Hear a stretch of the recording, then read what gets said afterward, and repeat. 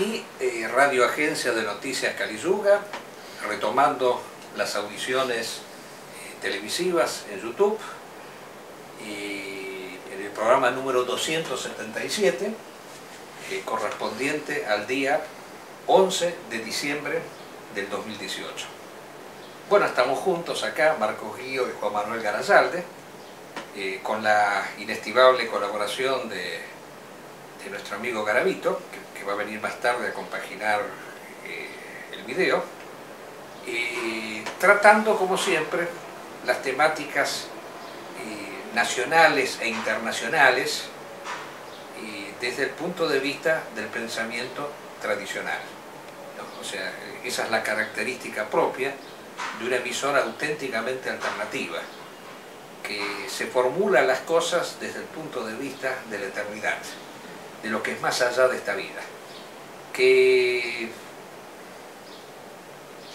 más allá de las críticas que a veces se nos hacen a los que seguimos en esta época el pensamiento de Julius Evola, que es la continuidad del pensamiento de Platón en el siglo XXI, y nosotros no somos políticos en el sentido de que practicamos el arte de lo posible.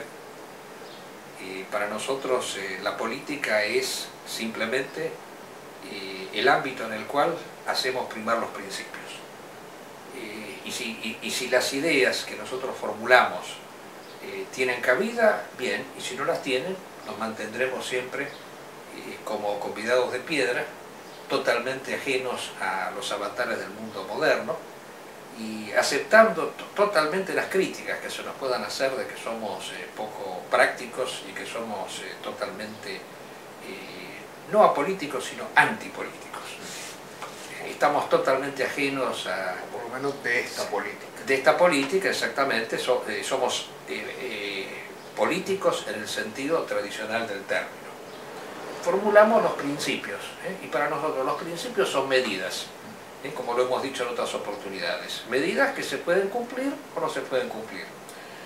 Bueno, justamente el día de hoy es una fecha significativa, en realidad lo fue ayer, porque se cumplieron en la República Argentina 35 años de democracia, porque algunos dicen restauración de la democracia. Yo lo que quiero explicar aquí, que en realidad no se restauró la democracia, sino que hubo una revolución democrática, en el verdadero y propio sentido de la palabra. Revolución entendida ¿en qué sentido? En el sentido de un cambio total en la perspectiva, porque antes sí podría decirse que la democracia era concebida como el menos malo de los sistemas posibles. O sea, esa era un poco la idea que existía, que como no se podía de alguna manera las cosas componerlas de mejor manera, bueno, la mejor que se había encontrado era la democracia. Pero después, en 1983, luego de nuestra infausta derrota en la Guerra de Malvinas, que fue nuestro Waterloo, nuestra derrota mundial, nuestra Segunda Guerra Mundial, se instauró en este país la democracia ya como forma de vida, no como forma de gobierno simplemente. Y los filósofos democráticos, que eran en última instancia, bueno, yo no sé si llamarlos filósofos, los pensadores o los propulsores de la democracia, porque filósofo es demasiado. Cuando uno dice filósofo piensa en Platón, en Aristóteles, en Hegel, y estos que hemos tenido aquí evidentemente o sea, son personas menores, pero para ellos la democracia tenía que ser algo que lo informara absolutamente todo, o sea, desde la sociedad civil hasta la sociedad política. Y es una revolución que sigue incrementándose, o sea, que no se ha terminado. Como todo proceso revolucionario, se incrementa, se va cada vez más desarrollando. ¿Y cuál es el trasfondo de la democracia? El igualitarismo. O sea, cada vez son mayores las formulaciones igualitarias en la sociedad argentina, como un eco, podemos decir, de lo que está pasando en el mundo. Porque nosotros, en realidad, yo quiero llegar a lo siguiente. En el programa anterior, nosotros hablamos del mito de Argentum. El mito de Argentum tenía que ver con un ideal que no se pudo concretar, pero que era un poco como lo que formulamos nosotros, un mito, una perspectiva existencial. La posibilidad de que desde el cono sur de América se pudiese restaurar una nueva edad de plata y de oro. Y un poco esa idea estuvo presente en la Guerra de Malvinas, cuando nosotros por primera vez en el siglo XX, luego de sucesivas e interminables claudicaciones históricas, se desarrolló un proceso contrario totalmente a la modernidad, en donde los principios que se formulaban en ese entonces eran principios espirituales. La lucha entre el catolicismo y el protestantismo, la lucha entre una sociedad católica, incluso hasta puede decir feudal, en el buen sentido de la palabra, corporativa, en contra de esta modernidad capitalista y mercantil en donde la vida, la economía, es el fin principal de la existencia, en donde la religión informara a la sociedad, porque algunos dicen, vienen bien a veces estos foros de Facebook, ¿no?, en donde aparecen algunos que dicen que la religión es el opio de los pueblos. Y yo diría que la religión, porque lo que dicen es que la religión lo que hace es, de algún modo, atontar a los sectores humildes, presentándoles un paraíso imaginario y haciéndoles olvidar respecto de sus derechos y de su meta de alcanzar el bienestar material. Esa frase, bueno, la acuñó Marx por primera vez, cuando dijo que la religión es un opio y que debía ser erradicada, porque las masas caían como en un pozo imaginario en donde se olvidaban de luchar por sus propios derechos. Y yo diría que la religión es algo necesario para todos, porque es cierto, la religión en el caso del pobre limita sus ambiciones materiales, pero también las limita en el rico. En una sociedad en donde el valor religioso está por encima de todo, en donde se considera que existe una vida futura, bueno, todos los hombres, tanto los ricos como los pobres, ponen límites a sus apetitos materiales en función de algo que está más allá. Acá entramos en un terreno que es tuyo, sí, que a lo mejor vos podés ampliarlo. De paso quería hacer una pequeña acotación. Nos ven con un vaso rojo, pero no es vino, señores. Es un jugo de ciruela, de mi propia elaboración, porque he tenido en una gran cantidad de ciruelas, ¿no?, y que por lo tanto me dedico a hacer dulces y jugos, ¿no? Y lo he invitado al amigo Garrasalte para que tome, así que aclaramos, porque si no alguno ve una cosa roja piensa que es vino. Sí, adelante. Ahora que has tomado el jugo de ciruelas hasta... Sí, perdón. No, para que vean también que acá la tradición no solamente está en lo que hablamos, también en lo que hacemos. Exactamente. Sí, por supuesto. Nosotros practicamos... Hay ciertos saberes que no tienen que olvidarse. Exactamente, exacto. Nosotros hacemos nuestros propios dulces y nuestros propios jugos. ¿Sí? Y todos, aún como le pasaba a Heráclito, cuando lo fueron a visitar y se asombraban porque estaba ahí arreglando el fuego, removiendo las brasas del fuego, ¿no? Y entonces los discípulos que lo vieron dicen, ¿cómo? ¿Usted se dedica a ese tipo de cosas? Y dice, no se asombren, acá también hay filósofos, decía Heráclito, ¿no? Bueno, evidentemente está bien, hay que dedicarse a este tipo de cosas. Bueno, a ver... Bueno, la religión no solamente es qué es lo que nos espera después de la muerte. La religión es una cosmovisión, o sea, nos ubica en un tiempo y espacio determinado. nos hace relacionarnos no solamente con una deidad, sino con nuestros semejantes y con la naturaleza. Nos da una concepción de lo que es la guerra, la defensa de aquel Dios, de aquellas costumbres, de aquellas tradiciones. Y también la religión, y esto es quizás lo más importante, es quien pone un freno al hombre. ¿Por qué? Porque el hombre es una persona que por sí misma, a veces cerrado, aspira y desea cosas, ¿no? Si hoy día uno hiciera una encuesta, diría, bueno, ¿cuál sería su primer deseo? Ganar la lotería. Estoy seguro que varios dirían eso en un comienzo. Entonces, asocian la plenitud de su ser en una compensación económica. Y justamente la religión nos ha dicho que si hacemos que nuestro corazón aspire a todas las cosas que desea, le abrimos el camino, bueno, ese corazón nunca se va a terminar de llenar de aspiraciones materiales. ¿Por qué? Porque lo que llena es lo existencial, no lo material. Siempre va a haber en la aspiración material una falta, un vacío. Bueno, la religión es quien nos enseña a cómo llenar ese real vacío que existe en la naturaleza humana caída, como está expresado en todas las tradiciones paganas, de todo tipo, de que existe una caída del hombre. Exacto. Y estamos buscando, y la religión nos ayuda, a encontrar ese camino del retorno al origen. Exactamente. Y claro, por eso decíamos, con respecto a la guerra de Malvinas y al tipo de sociedad que se quería implantar allí, que la religión es necesaria incluso para la organización económica de un país, porque la religión lo que hace es moderar los apetitos. ¿Cuál es la causa de la crisis? Incluso la crisis climática. El exceso de apetitos que tiene el ser humano.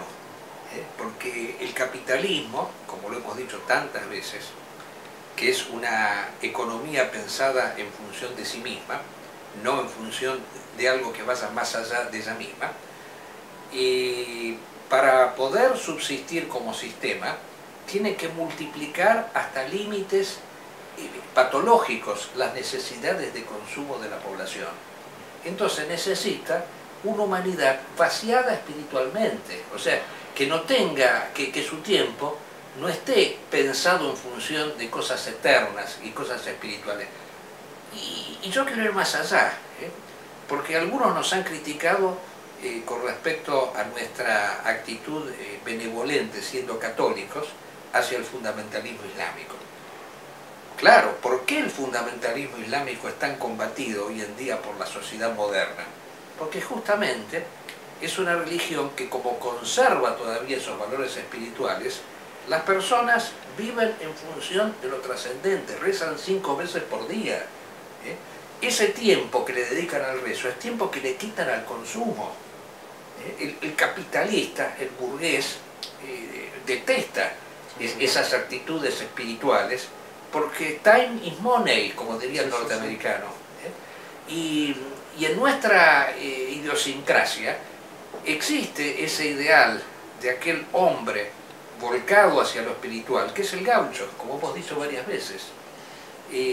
La economía organizada por el gaucho era una economía sin alambrada, era una economía pensada en función principalmente del ocio, de la contemplación. Por eso los liberales detestaron al gaucho y en cambio ensalzaron al yanqui, porque para el yanqui time is money, el tiempo se vuelca hacia el consumo, hacia la producción. En cambio, en el caso del ideal del gaucho, que es mezcla entre español y aborigen, por eso nosotros no estamos como los identitarios, a diferencia de los identitarios, no estamos en contra de los mestizajes raciales. Al contrario, consideramos que hay mestizajes que son positivos. El caso del gaucho es un mestizo entre español y aborigen. Y como le decía Sarmiento, que es el que más lo ha denostado al gaucho y que justamente en ese denuesto que ha hecho del gaucho ha exaltado sus valores fundamentales, para él el gaucho era ocioso, perezoso, y había heredado la pereza de 2 sociedades: del indio, que se dedicaba nada más que a cazar y a pescar, y del español, que solamente pensaba en conventos y no en ingenieros. ¿no? Entonces esa síntesis era la síntesis que se trataba de reinstaurar en la guerra de Malvinas, que lamentablemente, bueno, no se dio, tuvimos nuestro tremendo Waterloo.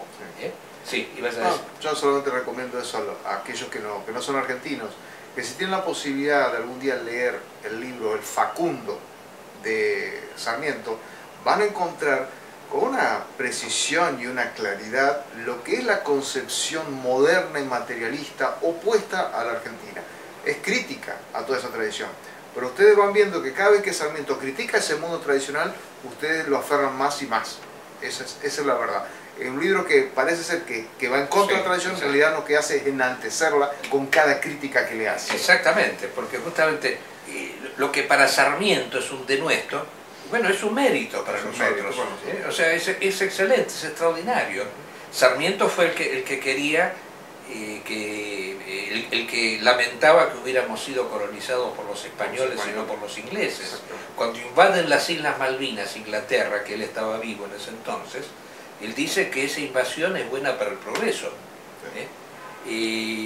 porque los liberales argentinos vivieron atormentados por haber sido colonizados por los españoles, y cuando logran reformar la Constitución o hacer una Constitución a su medida, por la cual se abren las puertas de par en par para el ingreso de inmigrantes a la República Argentina, lo hacían en función de que vinieran sajones, ingleses o alemanes, no españoles, no latinos, que fue lo que sucedió.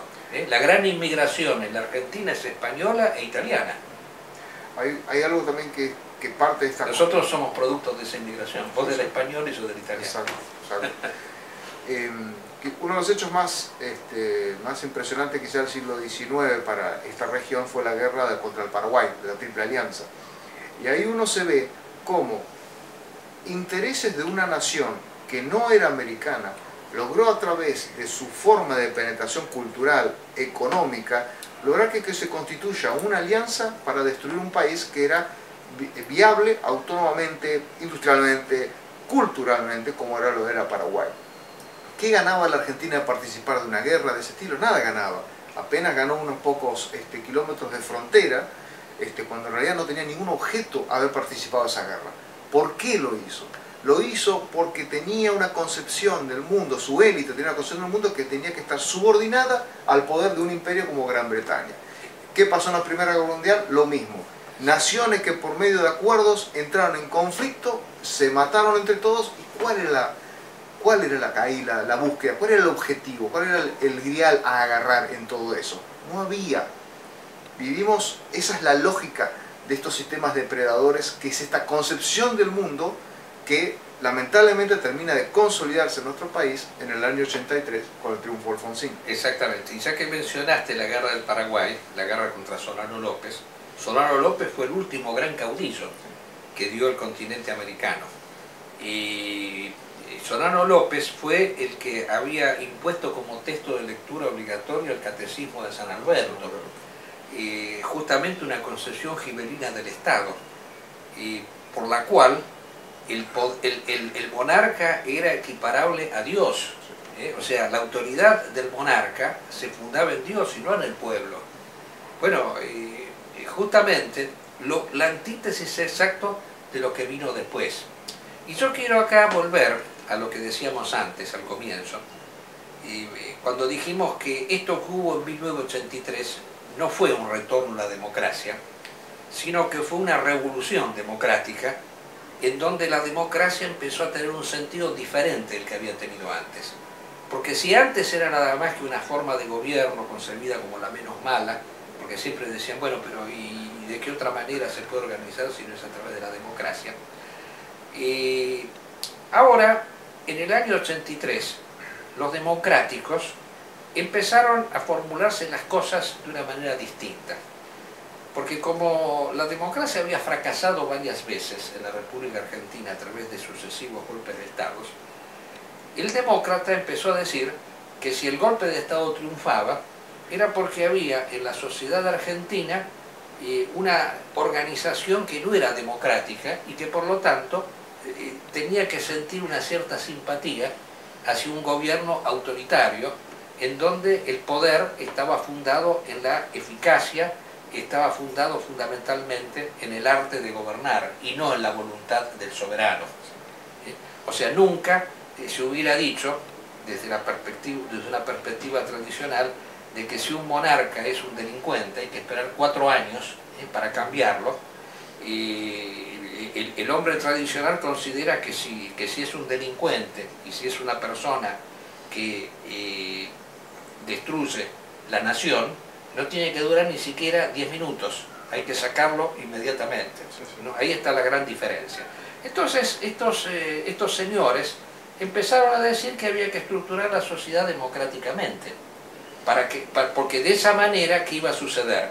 Iba a suceder que la gente iba a sentir un rechazo hacia el gobierno autoritario, en este caso el gobierno militar. Y el otro tema fue el Nuremberg, porque ¿cómo se evitaba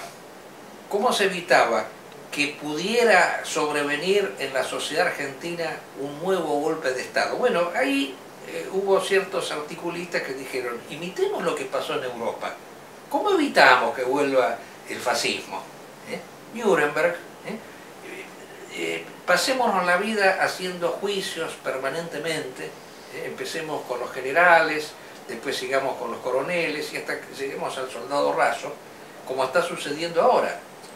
Porque hay que mantener en un estado de permanente latencia el rechazo hacia la sociedad militar, demonizándola y generando así la idea, ante todos los desaguisados que han realizado estos gobiernos civiles, cada uno más impresentable, porque acá sí rige la ley que había formulado en su momento ese escritor argentino Julio Irasusta, que decía que todo gobierno nuevo es peor que el anterior.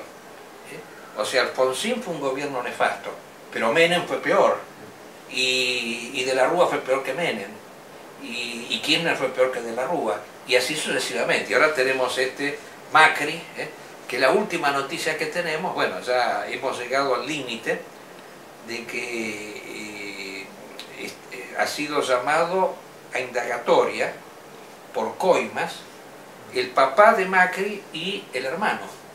¿No? Esa es la última noticia, por coimeros. Pero lo mismo que el Panama Papers, también. Y en este caso Macri siempre sale a la palestra diciendo que él no es el culpable, sino el papá, que tiene 88 años. Sí. Y que está con una ACV o con una fractura de cadera que no puede ni siquiera moverse. Entonces, lógicamente, él asume todas las culpas porque total sabe que no le va a pasar absolutamente nada por la edad que tiene, ¿no? Además, también hay un circo payasesco con el tema de la justicia argentina. Sí. O sea, ustedes tienen que pensar que por eso algún día pensadores de un mundo tradicional tienen que describir estas etapas de cómo una sociedad es de a poco transformada en su mentalidad. En la Argentina empezó con la clase política, que sabían muy bien que querían perpetuarse en el poder, por lo tanto había que echar la culpa a los militares de todos los males existentes. Exacto. El siguiente paso fue la justicia. Había que corromper la justicia, había que dominarla. La justicia no podía actuar por sí sola. Había que tener de alguna manera un control. Así que todos los presidentes ponían sus jueces a favor o en contra. No, es que la justicia en este país ha cumplido el mismo rol que cumplían los militares cuando reprimían y perseguían a la gente. La justicia se ha usado para perseguir a aquellas personas que piensan distinto, como en nuestro caso que hemos padecido la persecución de la justicia. Yo lo he comentado varias veces, todas las persecuciones que hemos padecido. Y sobre ello influyen ONGs que son ideológicas. Exacto. Desde un centro Simón Wiesenthal, una DAIA, un CELS dirigido por un terrorista como Horacio Berbisky. Exacto. O sea, instituciones que marcan dónde está la moral de Estado, la moral de sociedad, dónde está el malo, dónde está el bueno. Y llegamos a casos como el de hoy, que lo están excarcelando al vicepresidente que hubo en el anterior gobierno, Amado Abudu, que era un delincuente, que fue probado que fue delincuente. Pero bueno, la justicia trata de no ser tan dura con los políticos. Entonces, este señor Amado Abudu está de vuelta en su casa, con arresto domiciliario, y más de 200 y pico de militares. ¿Ya está en su casa, Abudu? No. Salió hoy la noticia. Ah, hoy salió noticia, debe ser... Va a estar con la maquinita esa. Con la tomillera, sí. Y bueno, hay más de 200 y pico de militares de rangos inferiores que están presos por haber defendido la patria, porque la realidad es que, bueno, lo dijimos en el programa anterior, gracias a la guerra antisubversiva, pues lo único que nosotros el proceso militar tuvo dos etapas, o sea, una la etapa liberal de Videla, que fue nefasta desde el punto de vista económico, porque aplicó la misma política de esta gente, y aparte hizo todo en función de la democracia que iba a venir después, y que después no le agradeció nada porque lo mató en la cárcel. Pero lo que nosotros reivindicamos fue la guerra contra la subversión, a pesar de que puedan haberse cometido excesos, los cuales en toda guerra suceden, y por lo tanto... Pero fue una guerra, eso es lo que niegan, es eso, que fue una guerra, como dijimos la vez pasada. Pero el tema fue que los políticos pudieron hacer todas sus fechorías que hemos estado presenciando en estos 35 años de gran desgracia argentina, y gracias a la acción realizada por los militares. Y decíamos, la segunda etapa del proceso, la que quedó trunca, fue la de Galtieri cuando se hizo la Guerra de las Malvinas. Esa lamentablemente quedó trunca porque faltó una estructura necesaria en ese momento, ideológica y espiritual, que fue la Iglesia Católica, que al contrario le dio la espalda, se puso del lado de Inglaterra. Entonces, por eso la gran traidora de la República Argentina es la Iglesia Católica. Y esto viene un poco a colación porque, ya que estamos, podemos mencionarlo. Un amigo común me ha traído este libro de este señor Rivadeneyra Carles, lo muestro acá.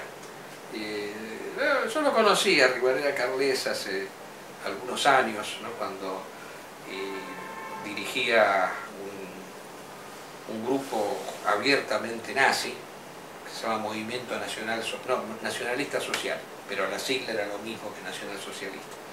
Después, cuando vino la famosa ley antidiscriminatoria, bueno, se eclipsó.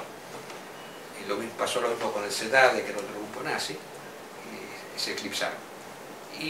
Pero Rivadeneyra Carles es una persona que tiene la característica de...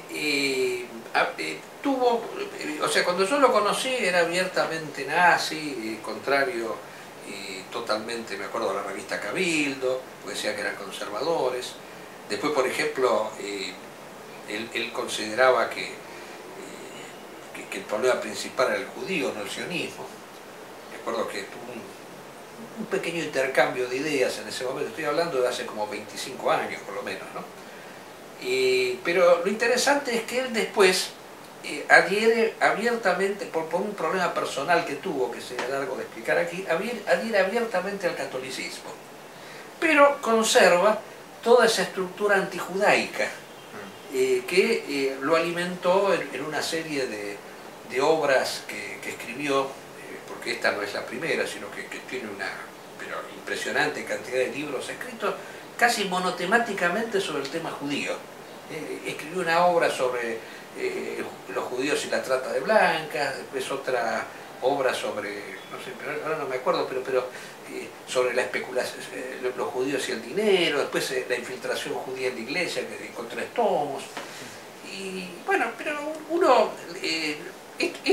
yo había leído hace años algunos sobre estos temas tan puntuales que él señaló, porque él tuvo una editorial que se llamaba Editorial Milicia en la época de Isabelita, la tuvo, y publicó muchas obras del nacionalsocialismo, de Streicher, de Goebbels, o sea, toda una literatura nacionalsocialista.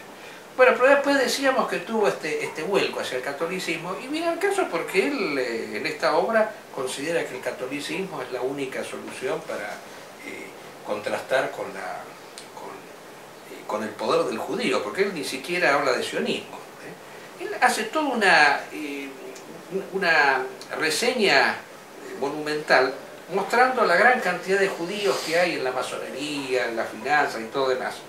Pero el tema es que el judío, si lee esto, debe sentirse un poco satisfecho, porque claro, debe decir, en realidad somos poderosísimos. Justamente esto me recuerda a lo que decía Nietzsche respecto del problema de los judíos. O sea, no hay que darles tanta importancia, porque si les damos tanta importancia, o sea, les alimentamos el ego.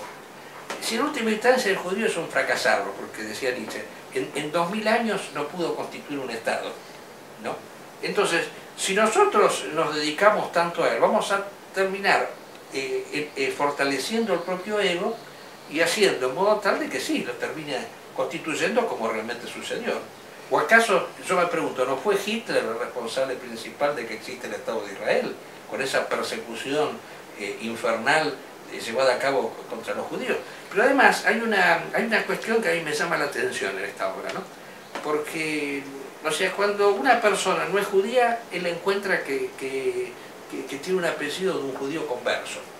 Ahora, si es católico, tendría que decir que si se convirtió, si el fin del judío es la conversión al judaísmo, al cristianismo, bueno, entonces, ¿qué problema hay de que sea judío si se convirtió al cristianismo? Yo más o menos pienso en esos términos.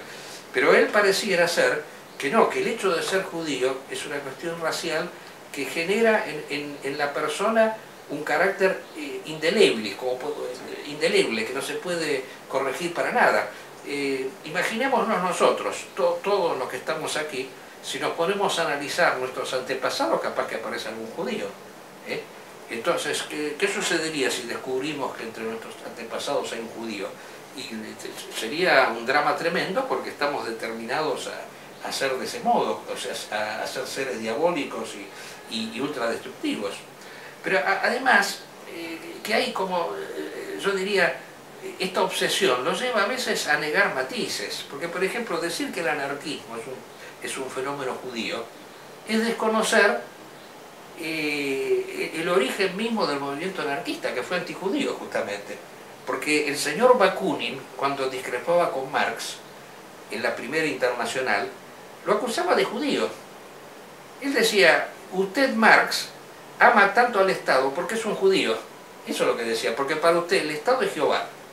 Entonces quiere imponer al hombre la tiranía de Jehová. Más claro imposible, o sea, al contrario, el anarquista era antijudío. O sea, nadie se salva de este análisis, pero a mí... Ahí para mí esos... yo reconozco que cuando yo vivía en una ciudad del interior de este país, y cuando llegué a mediados de los 90, diríamos que ya la obra Gabriela Carles había un poco pasado la historia y él había desaparecido un poco en la escena política. Pero siempre se encontraban sus textos y sus referencias.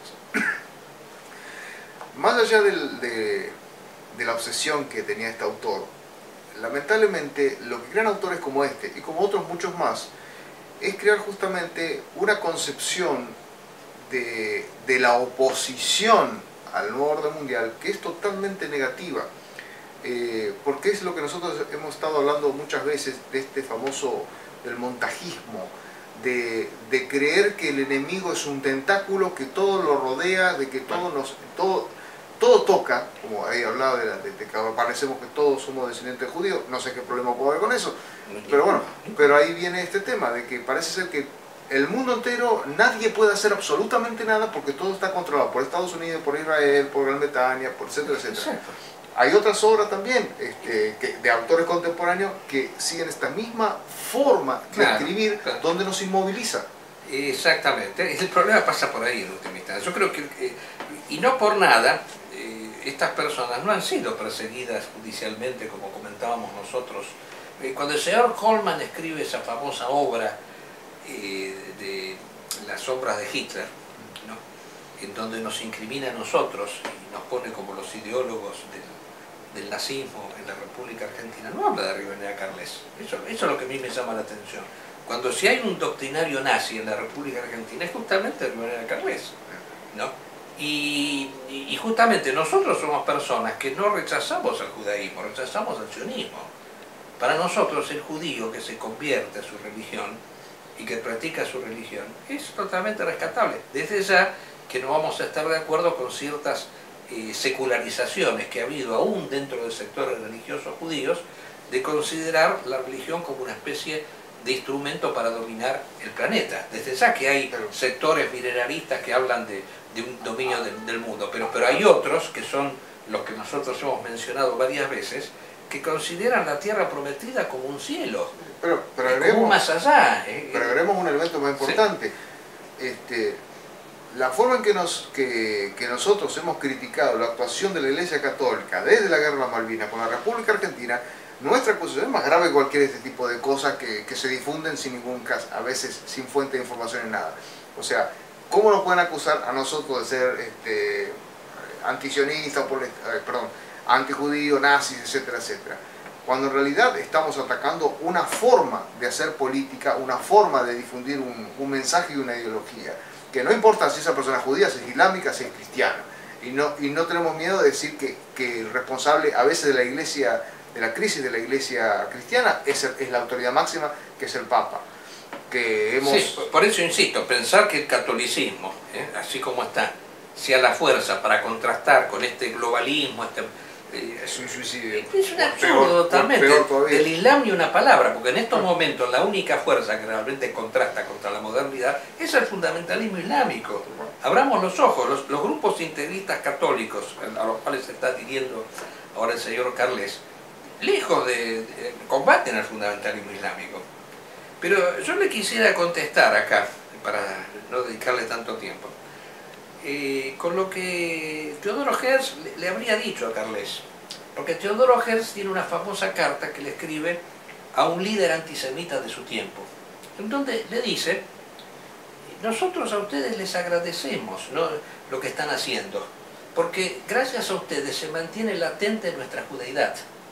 Si no existieran ustedes, ¿qué sucedería? Los judíos nos terminaríamos adaptando a la sociedad, nos terminaríamos asimilando, ¿no? Entonces, cuando Herz vivió, muchos judíos lo repudiaron por eso, porque se querían asimilar a la sociedad. Cuando Herz visita Italia y se encuentra con un país en donde los judíos no eran para nada perseguidos, estaban asimilados y había varios senadores judíos, estos senadores judíos no lo quieren recibir a Herz por esa causa, porque generaba un conflicto con la sociedad. Entonces, el antisemitismo del estilo de manera Carles favorece justamente al sionismo. El sionismo se alimenta de este antisemitismo, porque si no, de lo contrario, no habría prosperado nunca. Esa es la realidad. Nos invitamos a leer los informes de antisemitismo que se publican acá en Argentina, que son un chiste, donde los actos antisemitas son, no sé, desde pintar en una pared una esvástica, escribir palabras en alemán, insultar, como podríamos decir, insultando a una persona de otra etnia, también insultarlo a ellos, bueno, o sea, pequeños chistes donde dice que todo el tiempo hay rebrote antisemitismo en Argentina, pero se debe a este tipo de cosas. Exacto, sí, sí. A este tipo de cosas. Exactamente. De todos modos, no le quito méritos a la obra, en el sentido de que, bueno, aporta una documentación que, si uno la sabe utilizar en nuestro sentido, puede tener valor. Claro. Desde esa salga neurótico. Exacto. Yo no lo descalifico totalmente, pienso que aparte es todo un trabajo, ¿no?, escribir libros tan voluminosos. Bueno, cambiando de tema, ha habido en Francia una manifestación que se ha repetido de estas chaquetas amarillas que yo comentaba el otro día en un grupo de WhatsApp, que me hace recordar un insecto, que es la avispa que se llama chaqueta amarilla, que no sé si vos has oído hablar de... es una avispa muy especial que existe en la Patagonia, que come carne, ¿no?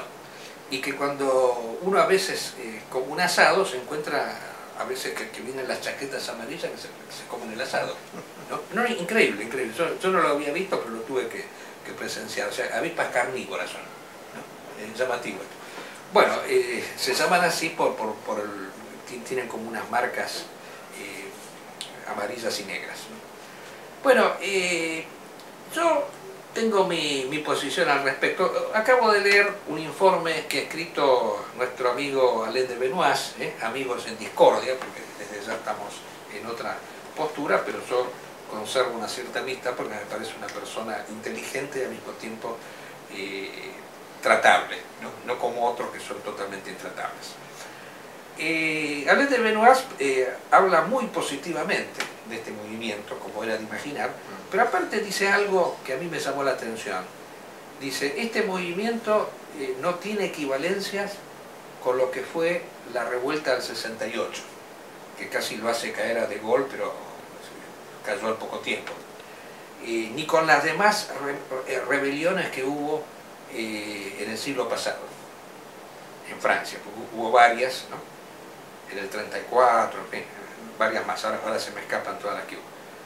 Dice, esto tiene semejanza, según él, con las rebeliones que hubo en el siglo XIX, la de 1830, la de 1848 y la Comuna de París de 1871, ¿no? Que fueron rebeliones pero terribles, que llegaron a muertes, era el todo por el todo. ¿Y por qué él dice esto? Porque él dice que acá se plantean abiertamente la caída de Macron, o sea, la renuncia, que se vaya Macron, o sea, fuera Macron. Sí. Esto lo dicen abiertamente, cosa que en cambio, por ejemplo, a la del 68 no estaba muy claro el tema. Pero yo quiero decir lo siguiente, ¿no? Sí, por un lado hay que verlo como una crisis de la clase política europea. Pero por otro lado, nos encontramos con que Macron, ¿qué es lo que se protestó principalmente respecto de las medidas de Macron? Se protestó contra el aumento que Macron hizo del combustible, imponiendo un impuesto muy especial parecido a los impuestos que se ponen al cigarrillo, para que la gente no fume. En este caso era para que la gente disminuya el consumo de combustible, en aras del Acuerdo de París de protección del clima. Bueno, esa medida a mí no me parecía equivocada, no me parecía incorrecta. Bueno, esta gente protesta por eso. Entonces, yo lo que veo que es una protesta consumista. Es una protesta de personas exacto, pensado en función de la economía exclusivamente. No va contra un sistema político como fuera del siglo XIX. Ahí le erra un poquito. Bueno, pero en el siglo XIX sí, pero iban contra el sistema político, pero también eran economicistas, es cierto eso, pero no había principios espirituales o valores. Por ejemplo, la de 68, me acuerdo que era ser realista, pedir lo imposible, Dios ha puesto que tú eres un intelectual de izquierda, o sea, había todo, fue estudiantil principalmente. O sea, había toda una serie de principios que a lo mejor no eran exactamente los nuestros, pero había cosas que, inclusive hasta Ébola empezó a tener un cierto interés a partir de la revolución del 68. Aparece Marcuse, o sea, fue una cosa más de ideas, de principios. En cambio acá lo que vemos es economía pura. Acá lo que vemos es una protesta economicista. Así que yo no lo veo como una cosa positiva, no la veo como una cosa positiva, por más que a mí la figura de Macron no me guste, ¿no? Pero también tengo que reconocer que la única vez que el tipo hace una cosa que está bien, genera una protesta. Eso es lo que quería decir. Bueno, y no hemos hablado de la guerra de civilizaciones, siempre parece que los programas televisivos nos evadimos del tema principal de nuestra emisora, que es la guerra contra el mundo moderno. Bueno, insisto en decir que ya este programa es un misil en contra del mundo moderno, porque al mundo moderno se lo destruye no con bombas simplemente, sino que se lo destruye con ideas, con principios. Entonces nosotros somos los únicos que formulamos principios abiertamente antimodernos, porque como hemos dicho ya desde el comienzo del programa, no tenemos una finalidad política, no nos vamos a presentar a elecciones, no estamos pidiendo, no creemos que acá no hay democracia, creemos que hay democracia, porque hoy leía un reciente informe de uno de estos grupos nacionalistas que dice acá 35 años pero no hubo democracia. No, 35 años pero hubo democracia, porque la democracia es una utopía irrealizable. Y nunca va a poder haber democracia. Lo que tiene que haber es un régimen, un gobierno de personas con carisma espiritual y capaces de dirigir el país. Y esas personas se imponen por su presencia. el pueblo las termina aceptando porque de esos emana una cierta potencia espiritual que los hace superiores a los demás. La democracia existe bajo el lema de que los hombres son iguales y todos se pueden gobernar a sí mismos. Entonces, como las personas no se pueden, como vivimos en una sociedad donde hay varios reyes, hay millones de reyes, entonces hay que limitar el poder de cada uno. ¿Y cómo se hace esa limitación del poder? Bueno, a través del voto, de la pirinola del voto, del sufragio universal, en donde se expresa esa libertad del rey. El rey, ¿cómo expresa su libertad en una sociedad en donde hay millones de reyes? A través del voto. En cambio, para nosotros, el rey es uno, el monarca es uno, el jefe es uno, y su voluntad está por encima de la voluntad del pueblo. Incluso está encima de la ley, porque él es la ley. Acá había un conflicto teológico entre tomistas y voluntaristas, Duns Scotus y Santo Tomás. Santo Tomás decía que la razón, en Dios prima la razón sobre la voluntad. Y Duns Scotus, a mi entender, desde un punto de vista más sensato, decía que era la voluntad la que primaba sobre la razón. Porque Dios no quiere una cosa porque es buena, sino porque Dios la quiere, esa cosa es buena. O sea, Dios crea una ley, pero puede también modificarla, crear otra, porque su sabiduría es inmensa y las leyes pueden estar limitadas por circunstancias. Entonces, el monarca es en la sociedad como un dios, y su voluntad es absoluta, o sea, tiene que haber un ser absolutamente libre para que por irradiación los demás puedan participar de la libertad. Este es el principio fundamental antidemocrático, porque no es que una libertad limitada no es libertad. Cuando dicen mi libertad empieza donde termina la del otro, no, eso no es libertad, porque quiere decir que está limitado por algo. Libertad es carencia de límites, es superación de todo límite. El monarca, en tanto es el señor libre absolutamente, por proyección hace que cada uno participe de la libertad de acuerdo a sus posibilidades reales. Ahí se valora el mérito, cosa de que en esta sociedad actual eso ya no se valora. Es todo una ley que permite un cupo para una cosa o para la otra. Pero ya el mismo hecho de que todos valgamos un voto, desde un sabio hasta un imbécil, que todos valen un voto, valen igual, bueno, ya eso es nivelar por lo bajo, ¿no? Una de las cosas más terribles que estamos viendo en estos últimos años de la democracia es que no solamente existe una propaganda que nos engaña o nos vende un producto, tal como uno va a comprar un shampoo a un supermercado, se vende un político. Ese político se esfuerza en dar un mensaje bonito para los niños, para los jóvenes, para los abuelos, se segmenta el discurso para dejar a todos conforme, ¿no? Nunca va a decir la verdad. Pero hay otra cosa horrible que se incorpora, que es el manejo de la opinión pública a través de las redes sociales. O sea, se crean personas ilusorias que escriben en redes sociales apoyando determinados proyectos, criticando noticias. O sea, son personas que no existen, que las manejan desde unos cómputos y de pronto crean más de 100.000 usuarios que apoyan una determinada política que le conviene a un político. Y eso se paga. Exactamente. Y ahí hay servicios de inteligencia, hay de todo un poco. O sea, hace poco salió en unas elecciones en México que se había contratado a un grupo de este tipo de... ¿Cómo es que se les llaman? Bueno, ¿sabes? Que venían de Rusia. O sea, contratados para la campaña. Los hackers. Claro, tienen otro nombre, son los generadores de opinión, tienen un nombre que acá dice que nuestro gobierno tiene por acá el lugar donde fabrican estos usuarios inventados, que no existen. Exacto. Pero, o sea, ya esto, hasta la tecnología se pone a favor de este lavado de cerebro. De este lavado de cerebro colectivo, sí. Bueno, guerra de civilizaciones. El Estado Islámico está resistiendo... Trolls. Trolls. Los trolls. Sí. Esos, perdón.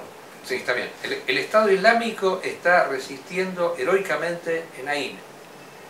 Ha habido ataques en un reciente informe de la agencia MAC del Estado Islámico.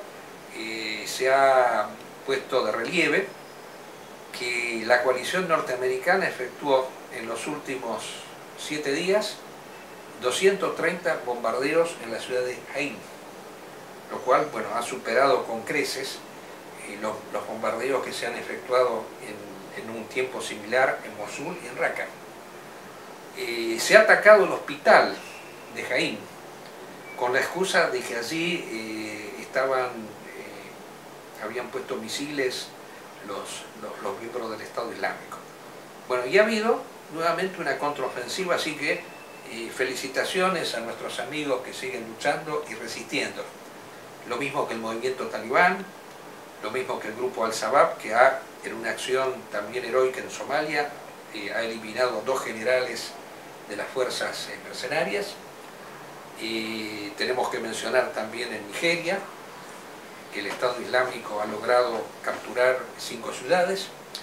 Y bueno, el fundamentalismo sigue realizando nuestra actividad, la que nosotros en cambio realizamos vía doctrinaria. Bueno, ellos lo realizan a través de la acción, por eso decimos, volviendo para atrás al libro de Rivadeneira Carles, que no es el catolicismo el que contrasta con el mundo moderno, sino el fundamentalismo islámico.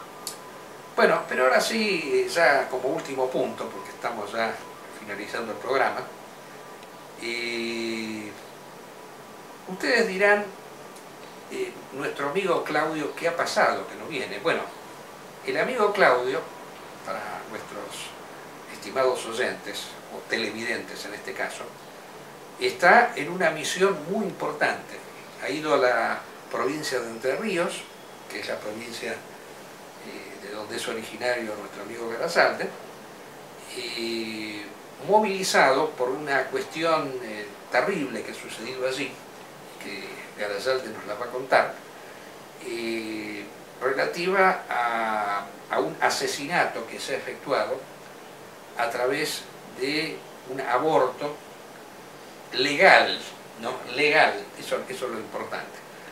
Y entonces ha ido allí para interiorizarse y realizar acción, porque él es casi abogado, junto con otro grupo de abogados, para realizar acciones penales en contra de estas personas. Bueno, acá te cedo la palabra para que nos ilustres. Él va a venir, perdón, él va a venir en el próximo programa a darnos un informe más pormenorizado, pero mientras tanto, yo quisiera escuchar tu versión del hecho. Bueno, esto está en un contexto de que este año se debatió la ley de aborto, donde finalmente fue rechazado porque de pronto, de un día para el otro, el pueblo argentino reaccionó sin banderías políticas, o sea, ni la misma iglesia estuvo acompañando mucho. Sí tuvo mucha participación el movimiento evangélico, ellos sí tuvieron mucha participación. Esto llevó a que, sin embargo, se aprobaran ciertas medidas pro aborto. Esto es, en casos de violación está permitido el aborto, salvo que hayan transcurrido una determinada cantidad de semanas. Creo que se habla de 22 semanas. Por supuesto, para lo que es el movimiento pro vida, ya desde el momento en que el feto, el niño por nacer, late un corazón, ya bueno, eso ya es algo que no se puede ni concebir como que haya un aborto ante esas circunstancias. El tema es que se hizo en un hospital de la ciudad de Concordia, donde yo nací. Se presentó una niña de 13 años, supuestamente violada. Sus padres pedían que ella abortara. Los miembros del hospital se negaron y acudieron a la justicia. Lo que es la provincia, o sea, el estado donde está dicha ciudad, tiene aprobado lo que se llamó el protocolo del aborto, o sea, que en esa provincia se acepta que haya abortos a partir de hasta antes de los 22 meses. Una jueza aprobó el aborto. Lamentablemente los médicos de la ciudad, que podían haber sido objetores de conciencia, no lo fueron, practicaron el aborto de esta niña de 13 años y ocurrió que sacaron al bebé completo y estaba vivo. Pequeño, muy frágil, pero estaba vivo. ¿Y tenía 5 meses? 5 meses. Estuvo 10 horas agonizando en una bandeja al costado de donde fue sacado. No había en ese momento nadie que supiera qué hacer legalmente ante esa situación. Así que lo dejaron morir en esa bandeja por el plazo de esa vida. Por supuesto, fue tan terrible lo que aconteció ahí que algunos enfermeros empezaron a difundirlo por todos lados. Finalmente los mismos médicos tuvieron que salir y decir que eso había sido terrible y entraron dentro de la lista de objetores de conciencia, pero el aborto lo realizaron. O sea, llegamos medio tarde. Yo me hago esta pregunta, perdón, ¿no? ¿Qué hubiera pasado si el chico nacía y se lo daba en adopción, por ejemplo? La chica ni se enteraba de dónde fue parar, si se quería desprender de... No, pero hay otra cosa más grave. La justicia que aprobó el aborto sí. no preguntó quién había sido el violador. Sí, puede haber sido el padre de la chica, puede haber sido supuesto. un tío, un vecino. O sea, acá no están buscando el violador. Lo urgente fue pero, matar al niño. Claro, pero además imaginemos que cualquiera que quiera abortar dice que cualquier mujer que quiera abortar dice que a mí me violaron con ese criterio. Eso también. O sea, ¿quién prueba que fue una violación? Sí, exactamente. ¿Quién prueba una violación? No estamos dando una acusación sobre la niña. Pero yo insisto, pero que aunque haya sido una violación, yo pienso que no se puede matar a una persona, como en este caso ha quedado ostensible. 10 horas luchando por subsistir. Y un vacío legal de que nadie asistió. Obvio. Cuando sabemos que hay casos en los cuales el niño sobrevive, estaba perfecto. Acá esto se resuelve fácilmente si la persona que ha sido violada, entre comillas, porque no sabemos si fue violado o no, da en donación al hijo. Así es como se resuelve el tema. ¿No? Pero si no lo quieren tener, que lo den violación y que se desentienda totalmente de él. Bueno, grave también es lo que salieron publicados en los diarios oficiales de la Argentina. Es el diario Clarín. Sí, y página 12 seguramente, sí. Sí, eso no lo leí todavía, pero seguro, porque somos los antiderechos. Y el diario Infobae. No solo, ellos dicen que somos los defensores del aborto ilegal. No, nosotros estamos en contra de cualquier aborto, tanto el legal como el ilegal. Que haya abortos ilegales, bueno, no es culpa nuestra. Y si yo me entero de algún lugar donde se hacen abortos ilegales, lo denuncio. Exacto. La provincia de Entre Ríos dijo como que todo es como si yo sostuviera que hay que prohibir la droga, y entonces se dijera que yo estoy a favor de la droga clandestina. Más o menos igual. Sí, de acuerdo. Bueno, y el gobierno de la provincia, donde está el gobernador, dijeron que todo había hecho y había sido realizado a la perfección, de que no había ningún error en todo lo que se hizo. Estos gobernadores son nefastos. Acabo de ver... El gobernador es oriundo de la ciudad donde la niña... que quieren ponerle... Le importa tres pepinos. Lo único que les interesa son los votos, esos rufianes. Hoy acaba de acontecer algo en un colegio católico de Salta, no sé si te enteraste, de un chico que fue con un emblema gay al colegio católico, y entonces le dijeron que se lo tenía que sacar sin preguntarle si él era gay o no, porque en última instancia era un problema propio, pero no podía estar haciendo proselitismo de algo que para el catolicismo es pecado, porque ser homosexual es pecado, practicar la pederastía. Bueno, y resulta ser que el chico no se lo quiso sacar, el emblema gay, o sea, de estas banderas del arcoíris, no sé cómo se llama. Entonces los compañeros salieron a defenderlo, y interviene el gobernador para defender a este chico. Ahora, yo me pregunto, en última instancia, el chico estaba en una escuela católica. Si él quería ir a una escuela en donde se promueven este tipo de cosas, ¿por qué no va a esa escuela? ¿Por qué tiene que obligar a una escuela católica a aceptar que se promueva algo que para el catolicismo es pecado y vicio? No se puede admitir eso. ¿Dónde está ese famoso pluralismo, democracia de la cual hablan? ¿Por qué no puede haber escuelas en las cuales, bueno, no se hace proselitismo de esas cosas? Sí, si alguien entra con un emblema diciendo viva el ejército argentino, seguramente no, que todos es fascista. los medios, Sí, por supuesto. Es fascista. Sí, es fascista. Bueno, creo que hemos llegado nos hemos pasado un poco, pedimos disculpas y quedamos para el próximo programa, si Dios quiere. De paso, el próximo va a ser el último del mes de diciembre, y vamos a después retomar en febrero, así que vamos a tratar de que sea también televisivo, lo comprometemos a Garazalde y a Garavito, que vengan para la próxima vez. Bueno, hasta el próximo programa. Hasta el próximo programa.